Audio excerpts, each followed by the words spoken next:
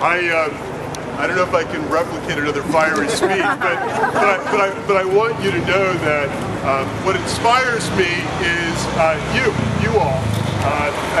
Aside from maybe sounding just a little too corny, this issue of saving KUSF is so much more than just about saving KUSF.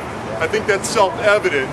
Public access in San Francisco, TV and radio, public access is under attack, and it is now becoming an endangered species, not just in a city that has a reputation as being forward-thinking as San Francisco, but throughout the state of California and throughout the United States. And it's being done in very surreptitious ways. It's being done with the complete disregard of the labor-intensive and the in-kind and financial resources that all of you and so many of others for so many years have contributed in order to make a station like KUSF an absolute invaluable, indispensable resource. And then to just really reiterate the disrespect that the administration at USF had exercised with regard to not informing the community or the leaders of KUSF in explaining to them the financial dire straits that they were in, so that at least providing, I think, some logical explanation or conversation about what the community could do, in my opinion, subverts the very ethos and subverts the very outlook of what the Jesuit institution is in the first place. And as an alumnus, I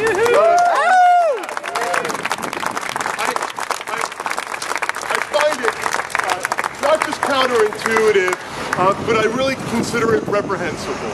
And so, you know, here at City Hall, myself and supervisors like Eric Marr and others, I don't think we would bat an eye, which we have not, in certainly rising in solidarity with all of you and those who could not be here today, in insisting that the FCC and USF step back from what I think is a really grave mistake here.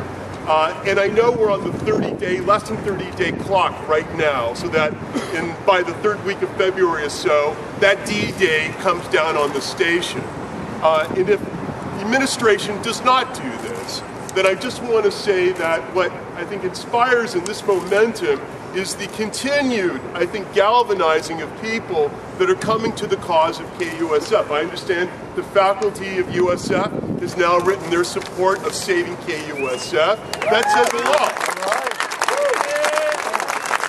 It's not the first time that in San Francisco you would see faculty and students unite on social justice, civil rights movements, and other causes. That's our lineage in San Francisco. And I expect that to certainly rise to the occasion this time again as well.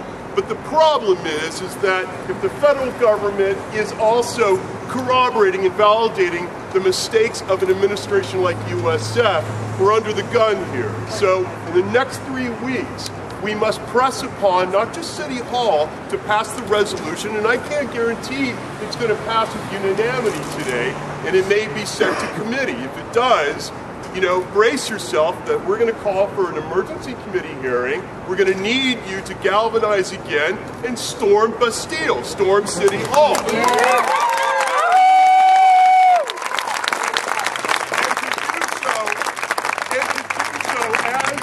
As a pulpit and a springboard to call attention to what is not just a San Francisco crisis. This is, again, a crisis that I think radiates in the Bay Area and in the state of California. And these crises should not go unnoticed, and they should not go low-key or low-amplified. They have to be loud, because if we go down as warriors on behalf of public access. And that's what we must commit to, especially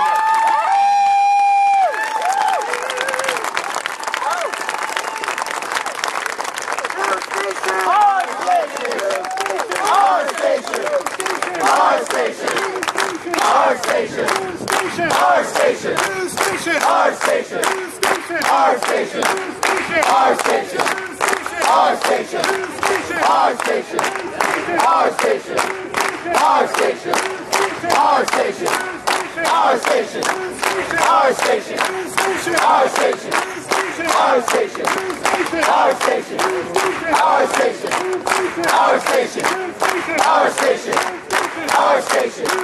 Our station.